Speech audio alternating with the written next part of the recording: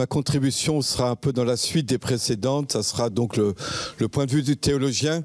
L'idée est comment, au plan théologique, est fondé le fait que comment on fonde théologiquement le fait que par leur sacrement de mariage, Louis et Zélie Martin donc sont devenus saints.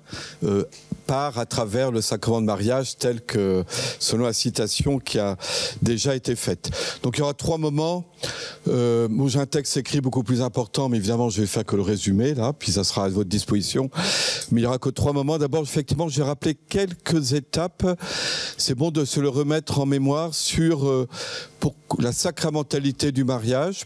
Voilà, quand est-ce que l'Église a déclaré que le mariage est un sacrement et quelle est la grâce propre du sacrement de mariage.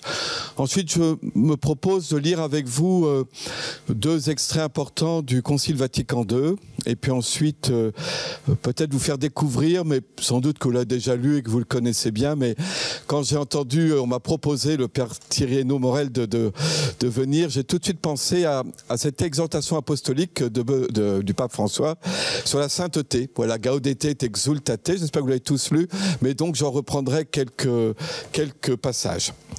Alors tout d'abord, la grâce du... Donc, le terme sacrement a été associé au mariage dès l'origine, et cela dans l'Église latine.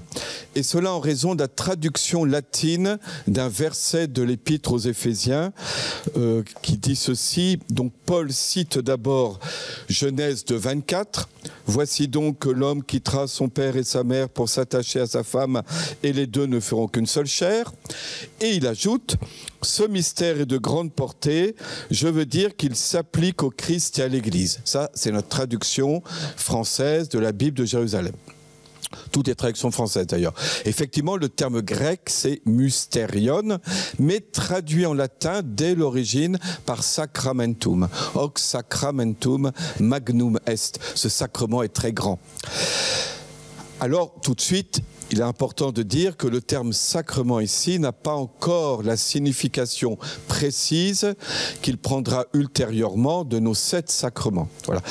Il signifie que le couple humain est donc le couple humain est comme le reflet, le signe d'un mystère de très grande portée, à savoir que Dieu a choisi de sauver le monde par cette union du Christ et de l'Église.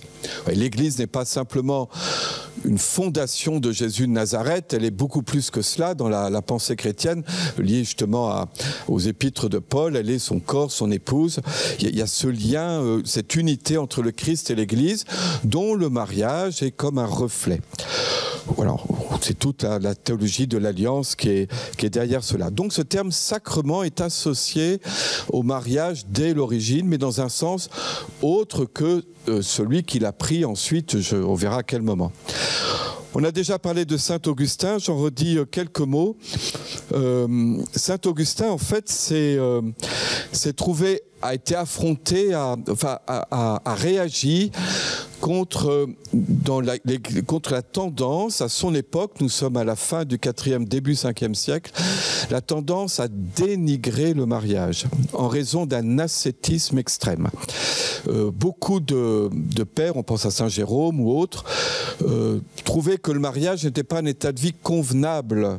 Vous voyez, parce qu'il y avait la sexualité en particulier, pour des baptisés qui devaient être des êtres spirituels et qui donc autant que possible devaient surmonter tous les aspects charnels de l'existence humaine, alors que le mariage, au contraire, nous y reconduit.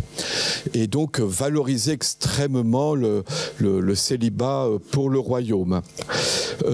Alors, Saint Augustin, effectivement, l'a rappelé, dit effectivement le célibat est un état de vie plus favorable à quoi? À une vie entièrement donnée à Dieu.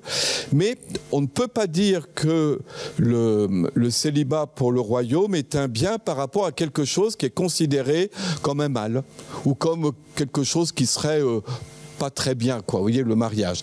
Et donc il explique que le mariage est un bien. Donc il y a les trois biens du mariage que sont les enfants, prolès, la fidélité conjugale, fides, et le troisième, c'est pour ça que j'en parle, sacramentum, le sacrement.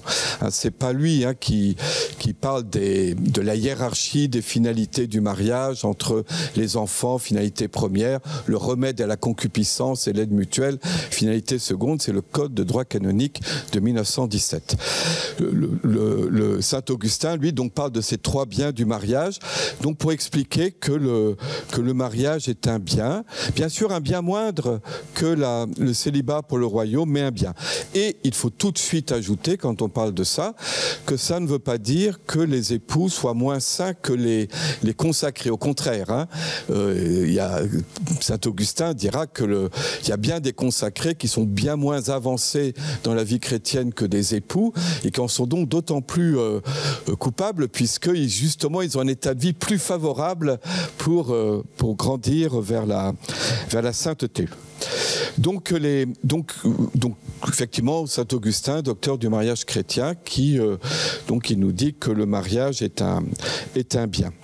Il faut attendre le XIIe siècle et précisément Pierre Lombard à Paris en 1150 et la publication de ce livre essentiel qui servira de base à la théologie pendant des siècles, qu'on appelle le livre des sentences. Et c'est à ce moment-là que la liste des 7 sacrements est définitivement établie et qu'il y a une distinction qui est faite entre les sacrements qui confèrent la grâce et puis ce qu'on appelle les sacramentaux. Il y a eu des discussions. Par exemple, est-ce que le sacre d'un roi est un sacrement ou non ? Alors qu'il y a toutes les apparences extérieures du sacrement. Heureusement, l'Église, parce que sinon, ça aurait donné juridiction à l'Église sur les rois. Alors ça aurait fait une théocratie, ça aurait été très embêtant. Mais en tout cas, voilà, donc c'est la liste des 7 sacrements est établie à ce moment-là. Donc ce sont 7 canaux de la grâce divine. Le christianisme est une religion de la grâce, c'est-à-dire Dieu nous confère, se donne à nous, et cette grâce, ce don gratuit de Dieu en notre faveur. En quoi consiste-t-elle, cette grâce? Je le rappelle, c'est d'abord une grâce qui pardonne les péchés, qui nous guérit, qui fait de nous des justes, qui nous réconcilie avec Dieu. C'est une grâce de guérison, de réconciliation, de justification, mais il n'y a pas que cela. C'est une grâce divine qui parfait notre humanité, et on reverra ça à propos du mariage, qui nous aide à assumer notre vie, qui nous sanctifie, qui fait de nous des saints, et qui nous établit fils adoptifs dans le Fils unique.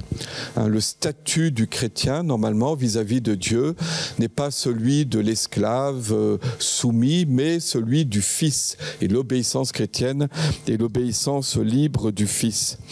Mais la grâce a encore une étape supplémentaire. Donc après la justification et la sanctification, c'est ce qu'on appelle la glorification. On en parlera ce dimanche avec l'évangile de la transfiguration, puisque la grâce de Dieu, le bienfait de Dieu en notre faveur, nous élève jusqu'à participer à la vie divine, à sa gloire. Donc, dans l'Écriture, vous avez à l'Épître aux Romains, au chapitre 5, versets 1 et 2, « Nous qui sommes devenus justes par la foi, nous voici en paix avec Dieu par notre Seigneur Jésus-Christ, lui qui nous a donné par la foi l'accès à cette grâce dans laquelle nous sommes établis et nous mettons notre fierté dans l'espérance d'avoir part à la gloire de Dieu. » Je ne sais pas si c'est très présent à la conscience chrétienne, ça. Nous sommes appelés à ce que les orientaux appellent la déification, avoir part à la gloire de Dieu. Voilà, nous le savons, autre citation de l'Épître aux Romains, quand les hommes aiment Dieu, lui-même fait tout contribuer à leur bien, puisqu'ils sont appelés selon le dessein de son amour.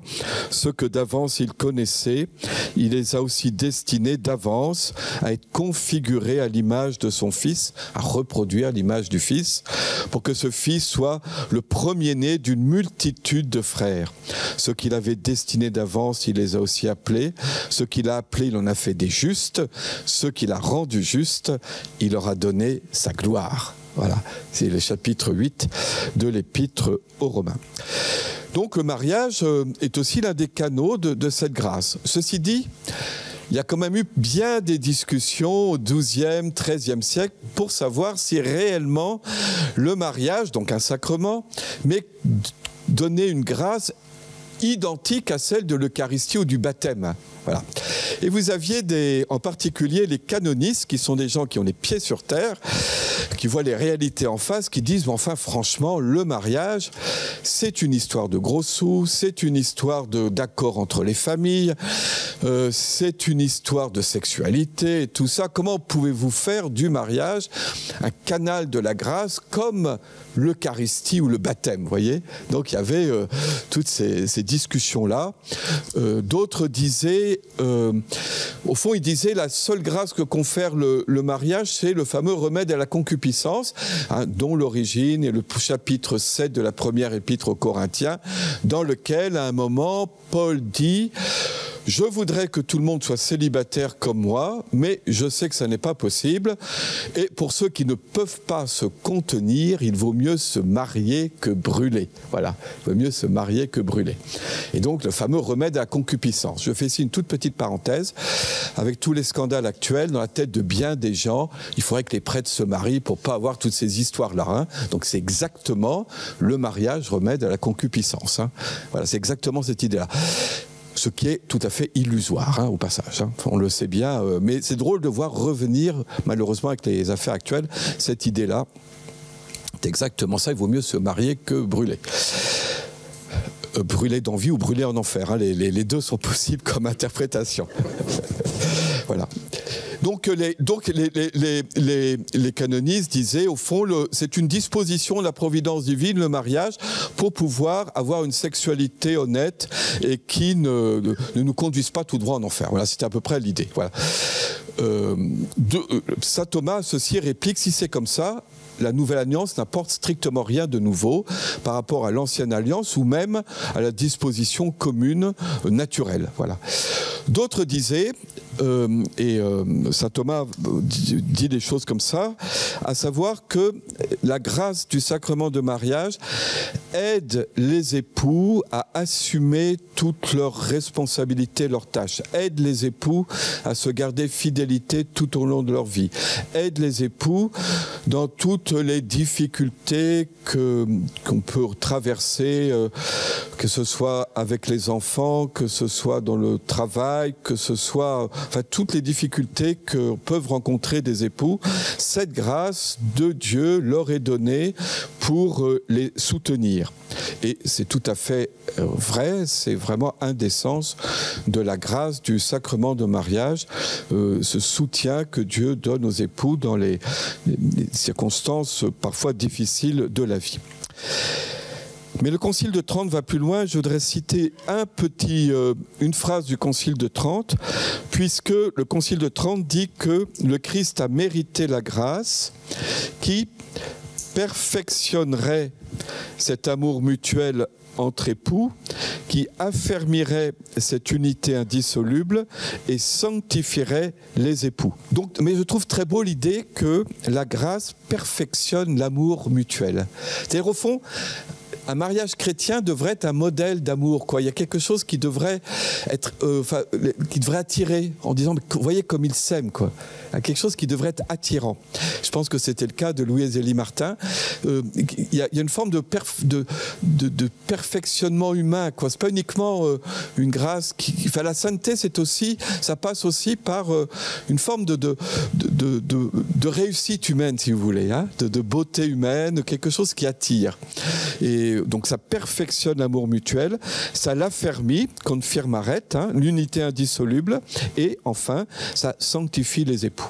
Donc comme a été très bien dit par Agnès Val, que déjà le Concile de Trente donc affirme que la grâce du sacrement de mariage est la grâce sanctifiante. Mon deuxième point, c'est le Concile Vatican II, c'est dans Gaudium et Spes. je vais simplement citer deux passages.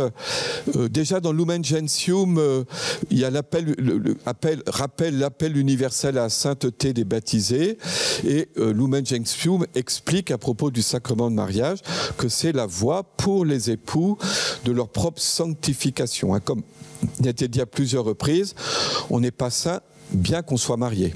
Ça peut être un risque chez certains couples, jeunes couples, très cathos. Moi, j'ai rencontré ça parfois. Est-ce que le mariage ne va pas me gêner pour mon heure d'oraison quotidienne, pour toutes mes pratiques et tout ça? On a envie de leur dire, c'est très bien l'oraison, hein, mais c'est d'abord par votre vie conjugale que vous allez devenir saint. Même problème pour les prêtres d'ailleurs. Hein. Quand on est dans la formation des prêtres, on a parfois, oui, mais est-ce que la pastorale ne va pas être au détriment de ma vie spirituelle? Il y a quelque chose qui n'est pas en place quand quelqu'un dit cela. Voilà. Est-ce que le mariage ne va pas être au détriment de ma vie spirituelle?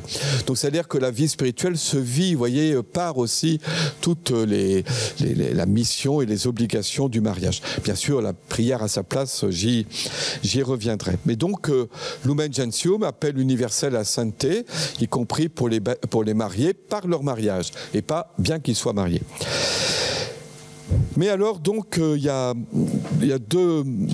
Dans Gaudium et Spes, donc la constitution pastorale, sur l'Église dans le monde de son temps. Je me permets de faire une petite incidence. Je suis assez frappé de voir que même comme chrétien, on a un peu de mal à vraiment lire ces textes. C'est toujours un peu difficile, vous voyez. Et donc je crois qu'on a vraiment, on tirerait profit dans nos paroisses à prendre le temps de relire ces textes, vous voyez, de les approfondir, parce qu'il y a vraiment une richesse. Enfin bon, c'est ma petite parenthèse sur le sujet. C'est pour ça que je vous propose de lire un texte. Hein, et par exemple, on dit ceci à Gaudium et Spes 48, paragraphe 2. L'authentique amour conjugal est assumé dans l'amour divin. Vous voyez, l'amour divin est communiqué aux époux. Mais c'est pas Dieu ou l'homme. C'est pas puisque l'amour divin vient, pour lui laisser la place, l'amour humain doit s'écarter, vous voyez. Hein, l'amour humain est assumé dans l'amour divin. C'est pas soit l'un soit l'autre. Vous voyez, c'est pas l'un qui prend la place de l'autre. C'est pas ou l'humain ou le divin. Nous sommes une religion d'incarnation. Et donc, vous voyez, l'authentique amour conjugal est assumé dans l'amour divin. Il est dirigé et enrichi par la puissance rédemptrice du Christ et l'action salvifique de l'Église. Ça veut dire que l'amour humain est blessé par le péché, a besoin d'être sauvé. Là encore, nous sommes une religion du salut. Et donc ça veut dire que le Christ est venu pour nous sauver de quelque chose, hein, donc du péché. Et quand je parle à des adolescents, des jeunes du péché, je leur dis surtout, n'ayez plus une vision enfantine du péché comme infraction à un règlement. Le péché, c'est tout ce qui blesse une relation. Et donc, voilà, dès qu'on essaye de s'aimer, il y a tout de suite des germes de division qui viennent. Et donc, le Christ est venu sauver l'amour humain, pour le parfaire justement. Et il est venu sauver la puissance rédemptrice du Christ et l'action salvifique de l'Église. L'action salvifique de l'Église, c'est la célébration des sacrements. Afin de conduire efficacement à Dieu les époux. Voilà la sainteté. Conduire efficacement. Hein, le sacrement, c'est une grâce efficace qui agit afin de conduire efficacement à Dieu les époux. Et de les aider. On retrouve l'idée que la grâce, elle est aussi pour aider les époux dans le quotidien de leur vie, de les aider, de les affermir dans leur mission sublime de père et de mère. C'est pourquoi les époux chrétiens, pour accomplir dignement les devoirs de leur état, sont fortifiés et comme consacrés. À l'idée d'une consécration. Alors il y a une petite nuance, c'est veluti consecrantur, hein, comme. Alors on veut dire attention, c'est pas exactement comme la consécration des religieux, des religieuses, mais ils sont comme consacrés, hein, voilà, par un sacrement spécial, en accomplissant leur mission conjugale et familiale, avec la force de ce sacrement, pénétrés de l'esprit du Christ qui imprègne toute leur vie de foi, d'espérance et de charité. ils parviennent de plus en plus à leur perfection personnelle et à leur sanctification mutuelle. Voilà. Alors on a vraiment, je trouve que voilà, Louis et Zélie Martin, c'est exactement cela, vous voyez, une vie imprégnée de foi, d'espérance et de charité par l'Esprit Saint. On reverra ce qu'a dit le Père Thierry, et deviennent de plus en plus, il y a une gradation, je dirais avec le Pape François, il y a voilà, de plus en plus, c'est pas d'entrée de jeu, à une perfection personnelle, il y a une sanctification mutuelle, l'un par l'autre. C'est ainsi qu'ensemble, ils contribuent à la glorification de Dieu. Je rappelle que nous ne sommes pas centrés sur nous-mêmes, mais toute notre vie est elle-même centrée sur la glorification de Dieu. La gloire de Dieu, c'est l'homme vivant, et la vie de l'homme, c'est la gloire de Dieu. La deuxième citation de Gaudium et Spes 49, paragraphe 1. Là, je suis obligé de prendre un peu sur moi parce que je pourrais passer une heure à commenter cette citation, tellement elle est riche. Mais beaucoup de nos contemporains exaltent aussi l'amour authentique entre mari et femme. À ce moment-là, le magistère de l'Église, le plus solennel, intègre pleinement le mariage d'amour. Voilà. Beaucoup de nos contemporains exaltent l'amour authentique entre mari et femme. Virgule. Manifesté de différentes manières selon les scènes, coutumes des peuples et des âges. Ici, ce sont des évêques venus d'Afrique, d'Asie, qui disent « Attention, vous les Occidentaux, votre mariage d'amour tel que vous le vivez n'est pas universel. » Donc manifesté, vous voyez, selon les scènes, coutumes des peuples et des âges. Éminemment humain puisqu'il va d'une personne vers une autre personne en vertu d'un sentiment volontaire. Cet amour enveloppe le bien de la personne tout entière. Je ne commande pas parce que je pourrais y passer une heure là-dessus. Il peut donc enrichir d'une dignité particulière les expressions du corps et de la vie psychique. Donc ça veut dire que cet authentique amour conjugal qui enveloppe le bien de la personne tout entière enrichit les expressions du corps, comprenez la sexualité, de la vie psychique, comprenez le sentiment amoureux. Là encore, il ne s'agit pas de dire la perfection de l'amour conjugal, c'est de dépasser la sexualité et de dépasser le sentiment amoureux pour vivre un pur amour de don. Non, c'est pas ça. C'est-à-dire que cet amour conjugal va enrichir les expressions du corps et de la vie et les valorise, voyez, comme les éléments de l'amitié conjugale. Cet amour, par un bon spécial de sa grâce et de sa charité, donc la grâce du sacrement de mariage, le Seigneur a daigné le guérir, le parfaire et l'élever. Ces trois verbes sont très importants. Que fait la grâce de Dieu? Donc elle guérit l'amour humain de ce qu'il peut y avoir de volonté d'appropriation de l'autre. Vous savez, l'homme et la femme ne font plus qu'un, reste à savoir lequel. Ouais, ce genre de phrase, vous voyez. Volonté d'appropriation, de domination, d'instrumentalisation de l'autre. Voilà, tout ça, l'amour humain a besoin d'être guéri de cela, d'être guéri, de le parfaire, toujours cette même idée, que la grâce de Dieu nous mène à une forme d'amour conjugal autant que possible, parfait sur terre, et l'élever. Alors l'élever, là on est à quelque chose qui peut paraître aux yeux des hommes, aux yeux du monde, une espèce de folie, un excès, là c'est trop.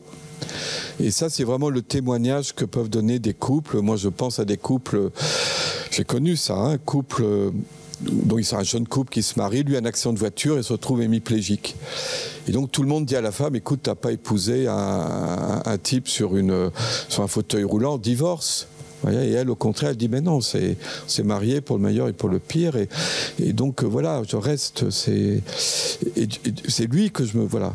Et donc, ça peut paraître une folie, un excès aux yeux des hommes, mais voilà, c'est ce que la grâce de Dieu accomplit, vous voyez, peut accomplir dans une vie humaine. Le guéri, le parfait, l'élevé. Associant l'humain et le divin, toujours cette même idée, c'est pas l'un ou l'autre, ça associe l'humain et le divin. Un tel amour conduit les époux à un don libre et mutuel d'eux-mêmes. Alors je voudrais maintenant, après, je ne parle pas de Jean-Paul II, est-ce que ça prendrait... Jean-Paul II, il y a tellement de choses, mais peut-être retenir simplement cette définition du mariage comme cette communion, enfin qui vient de Vatican II, mais qu'il a beaucoup développé, le mariage comme une communion de personnes dans l'amour, et la famille comme une communauté de personnes. Et le pape Jean-Paul II a beaucoup insisté sur l'amour comme don. Ce à quoi le pape Benoît XVI a un petit peu prolongé et complété en disant, dans sa première encyclique, l'amour n'est pas simplement don, il est aussi désir. Il est éros et agapé. Et le véritable amour conjugal, c'est un désir qui porte vers l'autre, mais qui conduit jusqu'au don. Mais c'est un don qui lui-même est toujours porté par le désir. Donc c'est la première encyclique du pape Benoît XVI sur éros et agapé. C'est un des aspects de son enseignement sur éros et agapé. Et le pape François, lui, c'est vraiment une approche pastorale au sens de dire attention, c'est une communion d'amour, bien sûr, c'est ça le mariage, c'est ça l'idéal du mariage. Mais il faut bien voir que les gens, ils progressent qu'à un cas, quoi. Il faut tenir compte du fait que personne ne réalise pleinement et que le langage de l'Église doit être vigilant à ne pas présenter un idéal qui peut apparaître inaccessible d'entrée de jeu, en oubliant que c'est d'abord un chemin à parcourir, que la grâce divine est une grâce de chemin, et surtout que les gens ne se sentent pas condamnés, parce qu'ils ont connu un échec, une rupture, etc., qu'ils ne se sentent pas exclus. Donc, c'est l'objet d'Amoris Laetitia, on pourra revenir dessus après si vous le voulez, mais j'y reste combien de temps à peu près ? Ça va. Je voulais surtout vous parler puisqu'on parle de sainteté, de gaudete et exultate. Il y a d'abord une expression qui colle très bien avec Louis et Zélie Martin. C'est l'expression du pape François, les saints de la porte d'à côté. Les saints sont nos voisins. Voilà. Comme l'a très bien dit Monseigneur Feillet, mais j'ai écrit quelque chose qui ressemble exactement à ce qu'il a dit, mais je vais le répéter. Les saints ne sont pas uniquement des hommes et des femmes qui ont mené une vie extraordinaire, hors du commun, pleine de miracles et de phénomènes mystiques, des fondateurs d'ordre, des ascètes remarquables, des martyrs morts dans des supplices horribles, des missionnaires partis dans les pays lointains. L'extraordinaire chrétien, l'héroïsme de l'amour, la folie de la croix peuvent être vécus dans la vie ordinaire. Et ça, le pape insiste beaucoup là-dessus. Alors, je le cite. Alors ça, évidemment, c'est un peu différent de Vatican II comme type de... Nous sommes tous appelés à être des saints en vivant avec amour et en offrant un témoignage personnel dans nos occupations quotidiennes, là où chacun se trouve. Es-tu une consacrée ou un consacré ? Sois saint en vivant avec joie ton engagement. Es-tu marié ? Sois saint en aimant et en prenant soin de ton époux, de ton épouse, comme le Christ l'a fait avec l'Église. Es-tu un travailleur ? Sois saint en accomplissant honnêtement et avec compétence ton travail au service de tes frères. Es-tu père, mère, grand-père ou grand-mère ? Sois saint en enseignant avec patience aux enfants à suivre Jésus. As-tu de l'autorité ? Sois saint en luttant pour le bien commun et en renonçant à tes intérêts personnels. Et puis un peu plus loin, au numéro 16, ça c'était le numéro 14, cette sainteté à laquelle le Seigneur t'appelle grandira par de petits gestes. Par exemple, une dame va au marché pour faire des achats. Elle rencontre une voisine et commence à parler et les critiques arrivent. Mais cette femme se dit en elle-même, non, je ne dirai du mal de personne. Voilà un pas dans la sainteté.